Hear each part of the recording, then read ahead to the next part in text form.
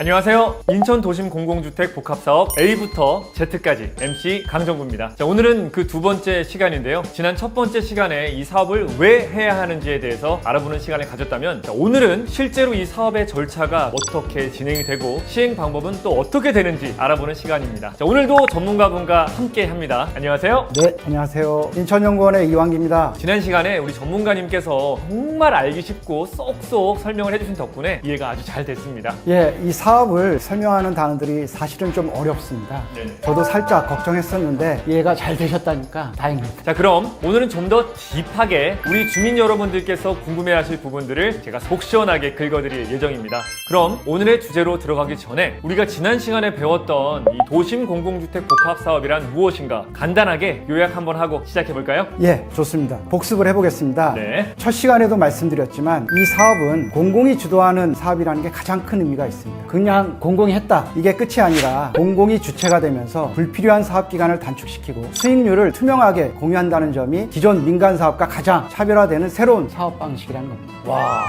역시 오늘도 아주 깔끔하게 말씀을 잘 해주시고 계십니다. 자, 그러면 인천 도심 공공주택 복합사업, 이게 어떤 사업인지는 이제 다들 아실 거란 말이죠. 그렇다면 오늘은 많은 분들께서 궁금해하시는 사업 추진 절차에 대해서 얘기를 해보려고 하는데, 예정지구 지정 이후에 또 어떤 절차로 진행이 되나요? 먼저 예정지구가 지정되고 나면 가장 중요한 토지 등 소유자 동의 절차를 거쳐야 합니다. 도심 공공주택 복합사업은 주민들의 참여 의지가 반드시 전제되어야 가능한 사업이거든요. 네. 공공의 의지만으로는 절대 추진할 수 없습니다. 우선 토지 등 소유자 3분의 2 이상과 토지 면적의 2분의 1 이상의 동의를 얻은 후에 지구 지정 확정과 고시를 하게 됩니다. 그리고 나서 조사 설계 및 각종 영향 평가를 시행하고 민간 사업자 공모를 통해서 사업 계획을 수립을 하게 됩니다. 사업 계획은 지구 계획과 주택 건설 계획을 동시에 수립하게 되는데, 사업 계획을 수립한 후에 지자체에 복합 사업 계획 승인 신청을 하고 인허가 과정을 거치고 난 후에는 보상 및 이주, 토지주 우선 공급 절차를 거치게 됩니다. 이 모든 절차를 마치고 난 후에 철거 공사를 거쳐서 착공,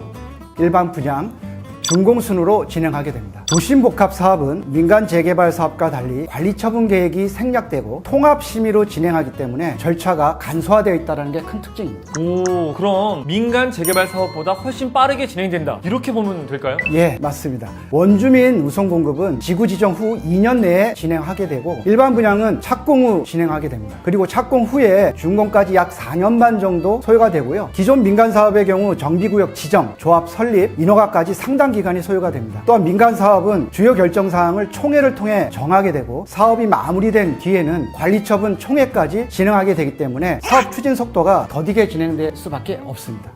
게다가 공사 진행 중에 설계 변경이라는 암초가 발생한다면 주민과 시공사, 인허가청 등 많은 이해관계자들 간에 논의가 있어야 하고, 이로 인해 사업기간은 지연될 수밖에 없을 겁니다. 국토부 발표에 의하면 민간 사업의 경우 평균 10에서 13년의 사업기간으로 진행된다고 하고 있습니다. 반면에 도심복합 사업은 약 3에서 5년 정도 사업기간을 단축할 수 있는 그런 장점을 가지고 있습니다. 와, 이 3에서 5년 단축이면 굉장히 많이 줄어든 것 같은데, 자, 그렇다면 그 짧은 기간 내에 확실한 보상 절차도 있게 되는 건가요? 물론 있습니다. 토지보상법상의 절차에 따라서 보상이 이루어집니다. 우선 지구 지정이 되고 나면 기본조사를 진행하고요. 보상계획 공고를 하고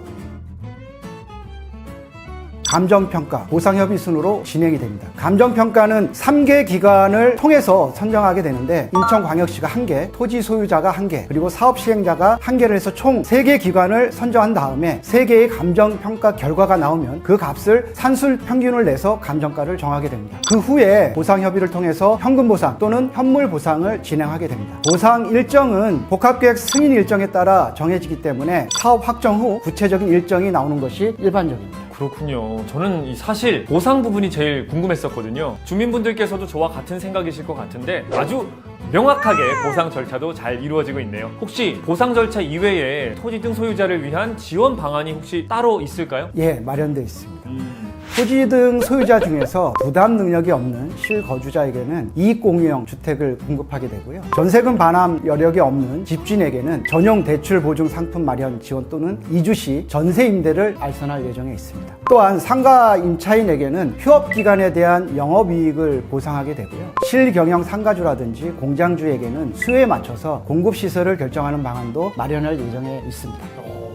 그렇다면 토지 등 소유자가 아닌 세입자도 지원을 받을 수가 있나요? 예, 세입자에 대한 지원 방안도 마련되어 있습니다. 주택 임차인 분들은 주택 연면적 기준에 따라서 이사비와 주거 이전비를 지급받을 수 있고요. 건설 기간 중에는 공공임대나 공공자가주택을 임시 거주지로 제공할 예정입니다. 그리고 건설 후에는 재정착을 위한 공공임대주택 공급 대책을 따로 마련할 예정으로 되어 있습니다. 그리고 다시 한 번 더 강조하자면 이 모든 과정은 지구 지정을 위한 주민 동의가 3분의 2 이상 이루어져야만 추진이 가능하다는 점입니다. 절대 공공이 독단적으로 진행하지 않고 주민분들이 반대하시면 추진할 수 없는 그런 사업 방식입니다. 그렇다면 이 사업이 3분의 2 이상 동의를 얻어서 정상적으로 진행이 된다고 했을 때 시행 방법은 또 어떻게 되는지도 궁금한데요. IH공사에서는 사업의 성공적인 추진을 위해서 다양한 사업 구도를 구상 중에 있습니다. 제물포, 굴포천, 도하역은 민간 공동사업과 금융기법을 적용한 리츠 사업 등 다양한 사업 방식을 검토하고 있습니다. 물론 이 과정에서 가장 중요한 점, 도심 공공주택 복합 사업은 주민과 함께하는 사업이라는 점입니다. 이 주민과 함께 한다는 건 주민들에게도 좀 선택의 권한이 있다는 그런 말씀이신가요? 예, 권한이 있습니다. 시공사 선정을 위한 입찰 과정에서 주민분들이 직접 투표를 통해서 시공사를 선정하게 됩니다. 오, 그럼 그 말은 주민들이 직접 브랜드를 선정한다 이 말인가요? 당연히 대상지의 시공 브랜드 선정권은 주민분들께 있습니다. 이야, 그러니까 사업 진행은 공공이 투명하고 빠르게, 브랜드 선정은 내가 원하는 시공사로. 이건 정말 주민분들께 완벽한 플랜인 것 같은데요.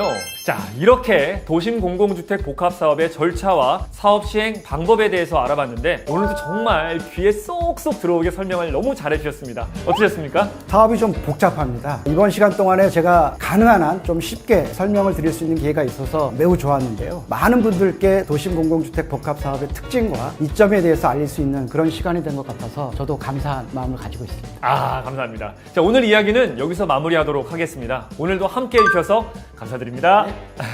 다음 시간에는 특별히 IH가 시행한 사업 대상지의 주민 대표분을 모시고 함께 이야기를 나눌 예정이니까 다음 영상도 많이 기대해 주시고, 마지막으로 여러분의 참여로 이루어지는 댓글 이벤트! 오늘 영상을 보시고 도심 공공주택 복합 사업에 대해 궁금한 사항을 댓글로 남겨주시면 추첨을 통해서 소정의 상품을 드리겠습니다. 많은 참여 부탁드릴게요. 감사합니다. 짜장면 먹으러 갈까요?